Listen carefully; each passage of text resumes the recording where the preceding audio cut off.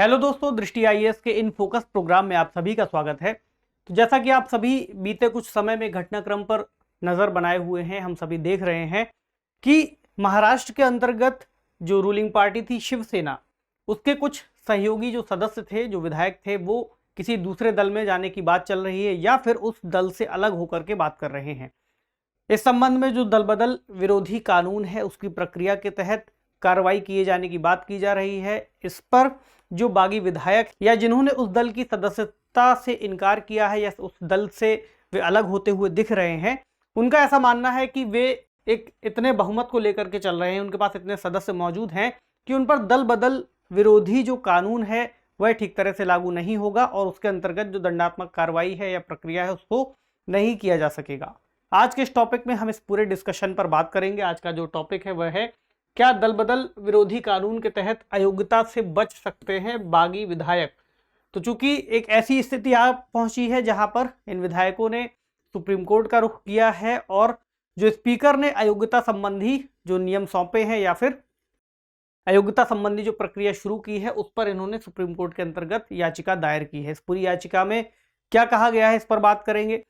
चूंकि आज का यह डिस्कशन हम थोड़ा सा संवैधानिक पॉइंट ऑफ व्यू से देखेंगे, दल बदल विरोधी कानून के अंतर्गत देखेंगे, इसलिए अगर आप इस पूरी प्रक्रिया और इस पूरे घटनाक्रम से गुजरना चाहते हैं तो आप इसके लिए एक हमारा इन न्यूज प्रोग्राम में हमने इस पूरे विषय को शुरुआत से डिस्कस किया था। आप चाहें तो आई बटन पर उसका लिंक दे दिया जाएगा, आप उसको जाकर के देख सकते हैं।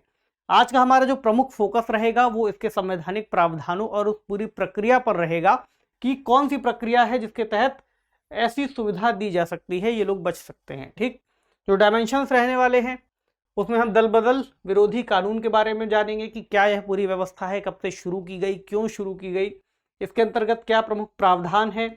एक इससे जुड़ा एक और मामला है किहोतो होलोहान का मामला, उसको भी यहाँ पर जानना बहुत जरूरी होगा। इसके अलावा इससे जुड़े जो कुछ दूसरे मामले होंगे हम उनको भी देखेंगे। एक निष्कर्ष के तौर पर समझेंगे इस पूरी प्रक्रिया में क्या खामियां हैं, क्या सुधार किए जा सकते हैं, और एक सवाल जिसे आप मेंस के स्तर पर लिखने का अभ्यास करेंगे। जो पूरा विषय है जीएस पेपर 2 के अंतर्गत संविधान से जोड़ करके हम देख सकते हैं, संविधान और राज्य व्यवस्था खंड। ठीक है, तो जो खबर चल रही है इस वक्त, Maharashtra crisis highlights relief for rebels from supreme court. Supreme court की तरफ से इनको थोड़ी सी छूट दे दी गई है। किस आधार पर?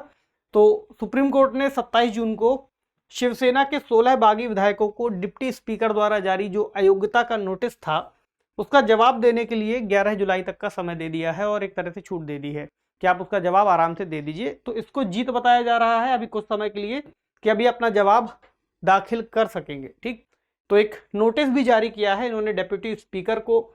इसके अलावा जो चीफ व्हिप थे सुनील प्रभु, उनको, इसके अलावा सरकार को भी एक तरह की एडवाइजरी जारी की है, गाइडलाइन जारी की है कि जो भी विधायक यहाँ से गए हुए हैं तो उनकी सुरक्षा सुनिश्चित की जाए, राज्य के अंतर्गत उन्हें किसी भी तरह का नुकसान ना हो। ठीक है, तो देखते हैं, शुरुआत करते हैं दल बदल विरोधी कानून से। ठीक, तो दल बदल विरोधी कानून जिसे हम कह रहे हैं, ये बहुत ही सामान्य सी बातचीत के दौरान उपयोग किया जाने वाला एक नाम है और इसको संदर्भित किया जाता है एक तरह से 10वीं अनुसूची के लिए। तो भारतीय संविधान की 10वीं अनुसूची में दल बदल से जुड़े विशेष नियम बनाए गए हैं और इस 10वीं अनुसूची को जोड़ा गया था 52वें संविधान संशोधन अधिनियम 1985 के जरिए। 1967 का समय था जब एक शब्द बहुत ज्यादा प्रचलित हो गया, आयाराम और गयाराम। आपने कई बार इसके बारे में पढ़ा होगा, सुना होगा, लेकिन हम रिवीजन के पॉइंट ऑफ व्यू से इस पर बात कर रहे हैं। ठीक है, तो हरियाणा के एचआर हरियाणा के एक सदस्य थे, यानी विधानसभा सदस्य, जिनका नाम था गयालाल। तो ऐसा देखा गया कि एक समय पर उन्होंने एक ही दिन में 3 बार अपने जो दल था, दल से परिवर्तन किया, दल का परिवर्तन किया। ठीक, पहले कांग्रेस में थे, कांग्रेस से जनता दल में गए, उसके बाद फिर कांग्रेस में आ गए, फिर शाम को मन हुआ फिर जनता दल में चले गए, उसके बाद फिर कांग्रेस में आ गए। मतलब एक ऐसी प्रक्रिया यहाँ पर देखी गई, कांग्रेस से जनता दल, फिर शाम को मन बदल गया। तो जब इस बारे में बहुत ज्यादा विस्तार से इस बात को समझा गया तो ये महसूस किया गया इस प्रक्रिया के अंतर्गत कि एक खामी बनी हुई है। मतलब कि जो दल बदल वाली बात है, यदि कोई सदस्य जो चुन करके आया है वो चूंकि एक बड़ी जनसंख्या का प्रतिनिधित्व कर रहा है, जनसंख्या के मन की बात कह रहा है, एक तरह उस जनता के मन की बात को कह रहा है, तो एक सुविधा दी गई थी कि यदि आप किसी राजनीतिक दल के अंतर्गत अपनी बात ठीक तरीके से नहीं रख पा रहे हैं या आपकी बात ठीक तरह से नहीं सुनी जा रही है, तो आप इस प्रक्रिया के अंतर्गत दूसरे दल में चले जाइए। लेकिन यहां पर अपने व्यक्तिगत लाभ के लिए एक तरह से दल का परिवर्तन किया जा रहा था, जिसको संदर्भित किया गया। और 52वां संविधान संशोधन अधिनियम राजीव गांधी जिस समय प्रधानमंत्री थे, तो उनकी सरकार के कार्यकाल में इसको लागू किया गया। इसके अंतर्गत कुछ अनुच्छेद जोड़े गए हैं संविधान में, अनुच्छेद 102(2) और 191(2). अनुच्छेद 102 और 2 जो है वो संसद के अंतर्गत इस तरह के नियमों को लेकर के चलता है, और 191(2) जो है वो विधानसभा और विधान परिषद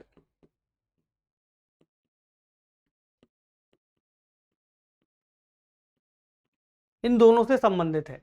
इसका उद्देश्य क्या था? उद्देश्य था राजनीतिक लाभ और पद के लालच में दल बदल करने वाले जनप्रतिनिधियों पर रोक लगाना, एक तरह से उनको अयोग्य करार दे देना, ठीक।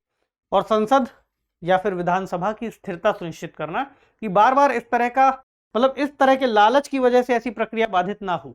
संसद या विधानसभा के अंतर्गत जो जनप्रतिनिधि चुन करके आए हैं, सरकार का निर्माण कर रहे हैं या फिर विधान बनाने के अंतर्गत शामिल हैं, तो केवल इस आधार पर पूरी की पूरी प्रक्रिया बाधित ना हो, फिर से चुनाव कराने पड़ेंगे, बहुत कई तरह की समस्याएं आ सकती हैं। आप देख ही रहे हैं महाराष्ट्र वाले केस में, ठीक। तो इसके अंतर्गत क्या क्या प्रावधान किए गए हैं? जैसे पहला प्रावधान किसी जनप्रतिनिधि को अयोग्य घोषित किए जाने से संबंधित है। इसमें देखें क्या क्या बातें हैं। पहला पॉइंट कहता है, यदि एक निर्वाचित सदस्य स्वेच्छा से किसी राजनीतिक दल की सदस्यता को छोड़ देता है, अयोग्य घोषित हो सकता है।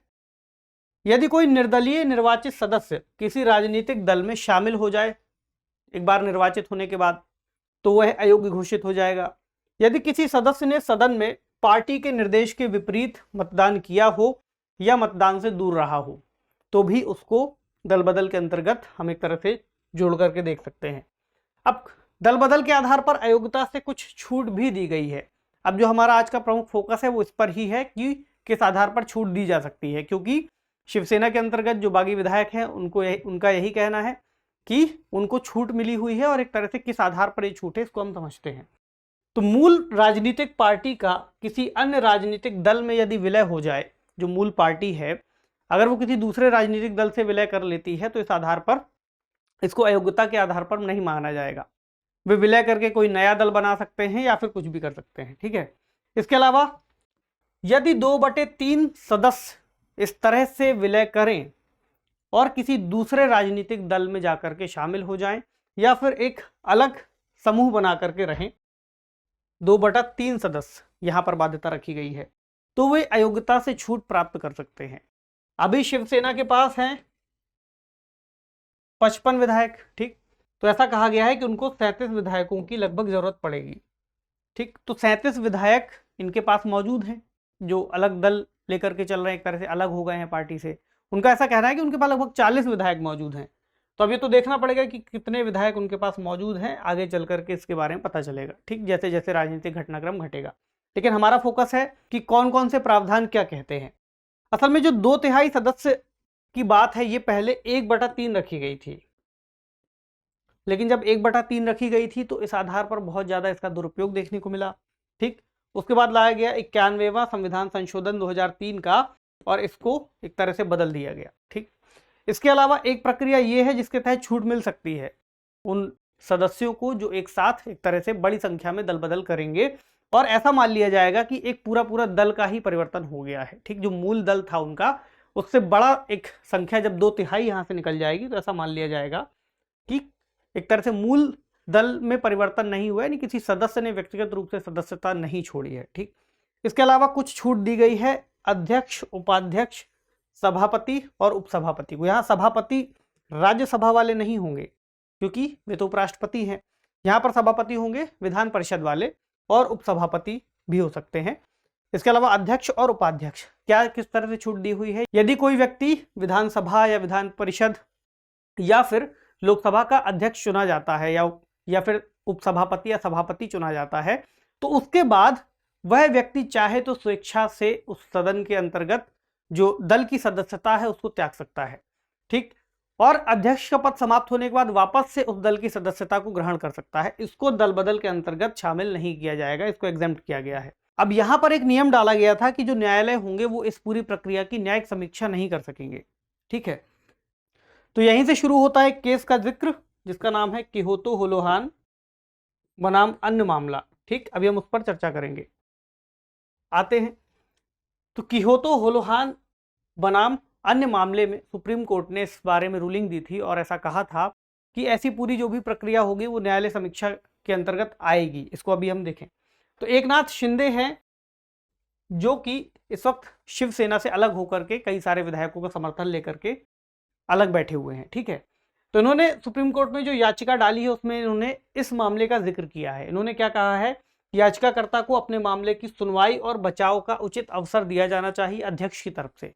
तो स्टार्टिंग में हमने जो न्यूज़ देखी थी, सुप्रीम कोर्ट ने इसीलिए यह निर्णय दिया है कि इनको अपनी बात रखने का अवसर दिया जाएगा। ठीक, किहोतो होलोहान बनाम जाचिल्हू एवं अन्य 1992 का जो मामला था, इसमें कुछ प्रमुख बातें निकल करके आई थी। जैसे कि इसमें सुप्रीम कोर्ट ने इस बारे में निर्णय दिया था कि अध्यक्ष को दी गई शक्तियों की संवैधानिकता किस हिसाब से होगी, यानी कि 10वीं अनुसूची के अंतर्गत अध्यक्ष को, जब हमने अभी पिछले इसके पहले 7वां क्लॉज देखा था जहां पर न्यायालयों की अधिकारिता का निषेध किया गया था, तो यहाँ पर कई सारे सवाल ऐसे खड़े किए गए कि अध्यक्ष को तो इसके अंतर्गत बहुत ज्यादा शक्ति है, वो किसी की भी सदस्यता को यहाँ पर खारिज करने का अधिकार रखते हैं।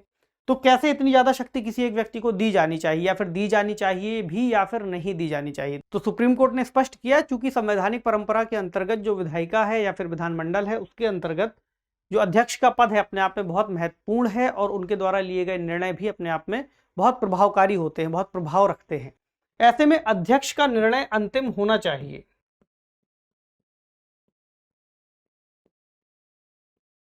लेकिन ऐसा नहीं हो सकता कि कोई ऐसी स्थिति उत्पन्न हो जाए इस निर्णय से, या फिर इस लोकतांत्रिक प्रक्रिया के अंतर्गत जो निर्णय लिया गया है वो एक बड़े स्तर पर नुकसानदायक हो पूरी प्रक्रिया के लिए, तो उसको यहाँ पर न्यायिक समीक्षा के अंतर्गत लाया जा सकता है। और उसके लिए उन्होंने जिक्र किया संवैधानिक ढांचे वाली बात का, यानी केशवानंद भारती बनाम केरल राज्य का जो मामला 1973 में आया था, जिसमें सुप्रीम कोर्ट ने ऐतिहासिक फैसला दिया था। संवैधानिक ढांचे की बात कही थी कि मूल संविधान में आप परिवर्तन नहीं कर सकते किसी भी संविधान संशोधन के अंतर्गत। ठीक, तो न्यायिक समीक्षा की बात जब इसमें आई तो उन्होंने जो 7वां यहाँ पर क्लॉज था इसको निरस्त कर दिया। इसी आधार पर अभी हमने स्टार्टिंग में देखा कि मामले की सुनवाई सुप्रीम कोर्ट के पास लेकर के जाई गई है। कुछ अन्य इससे जुड़े संबंधित मामलों की अगर हम चर्चा करें तो एक मामला फेमस है, गिरीश चोडनकर बनाम अध्यक्ष, गोवा विधानसभा से संबंधित है। जहां पर गोवा में बॉम्बे हाईकोर्ट ने कांग्रेस से भाजपा में आए विधायकों के पक्ष में फैसला सुनाया था। तो कांग्रेस से कई सारे विधायक ऐसे थे जो भाजपा में चले गए थे, कांग्रेस या फिर कुछ अन्य दलों के भी सदस्य थे। ठीक, तो ऐसा कहा गया कि जो मर्जर था इसमें 2/3 सदस्यों ने, जो 2/3 सदस्यों की आवश्यकता वाली बात है उसको पूरा कर दिया, तो ये असंवैधानिक नहीं है, तो इनको अयोग्यता से छूट दे दी गई। जबकि इसके बाद कई मामले ऐसे भी हुए जहां पर ऐसे मर्जर में जो फैसला था इसका जस्ट उल्टा सुनाया गया।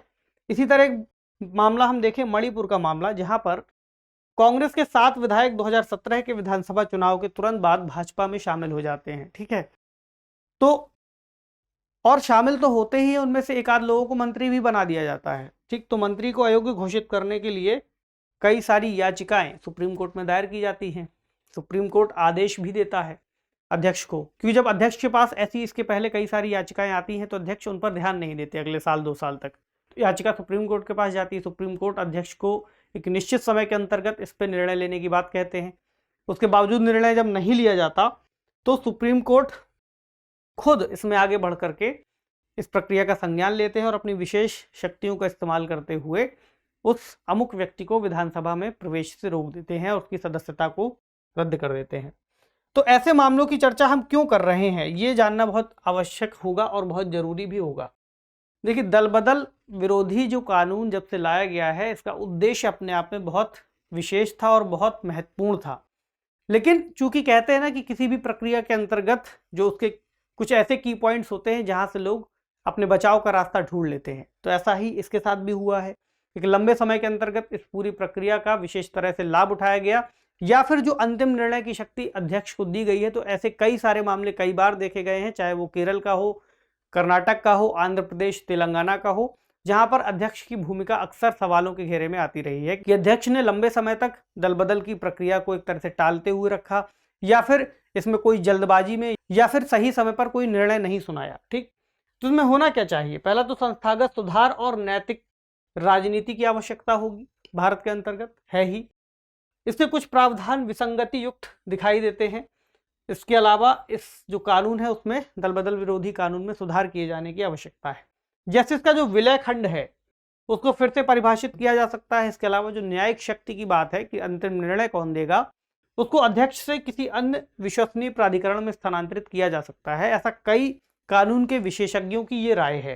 ठीक, इसके अलावा कुछ मामले भी हैं जिसके बारे में चर्चा करनी चाहिए। जैसे दिनेश गोस्वामी समिति 1990 की थी, जिसने एक सुझाव दिया था। इन्होंने कहा दल बदल कानून के तहत प्रतिनिधियों को अयोग्य ठहराने का निर्णय चुनाव आयोग की सलाह पर राष्ट्रपति या राज्यपाल द्वारा तय किया जाना चाहिए। और चुनाव आयोग का भी कुछ ऐसा ही सुझाव आया था कि चुनाव आयोग की सलाह पर ऐसा किया जाना चाहिए, और जो सलाह हो वह बाध्यकारी हो, ऐसा चुनाव आयोग ने भी कहा था।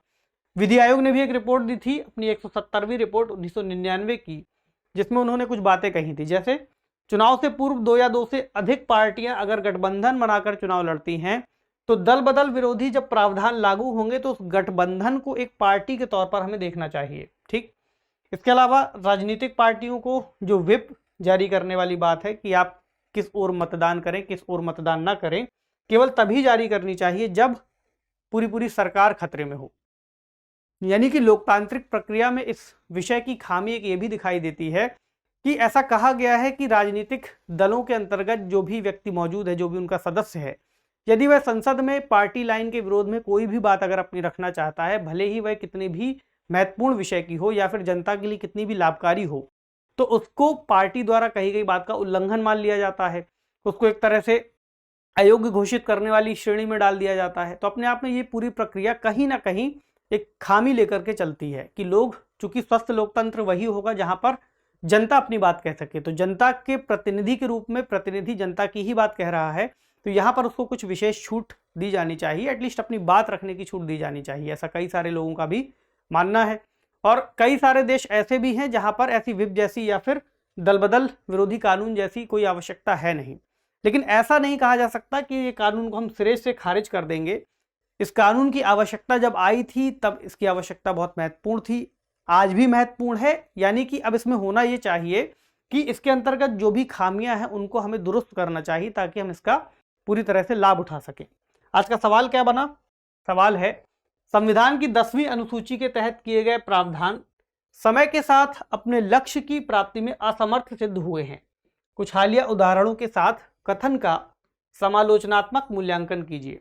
यहाँ पर एक बहुत अच्छी बात है कि लिखा हुआ है समालोचनात्मक मूल्यांकन कीजिए, यानी कि जो कथन दिया हुआ है आप जरूरी नहीं इसके पूरी तरह से पक्ष में ही लिखें कि असमर्थ सिद्ध हुए हैं। आप कह सकते हैं कि हाँ, कुछ ऐसे प्रावधान हो सकते हैं जिनको लेकर के ये बात कही जा सकती है, लेकिन पूरी तरह से असमर्थता नहीं कही जाएगी, और आप फिर कुछ सुझाव देते हुए इस उत्तर को पूरा कर सकते हैं।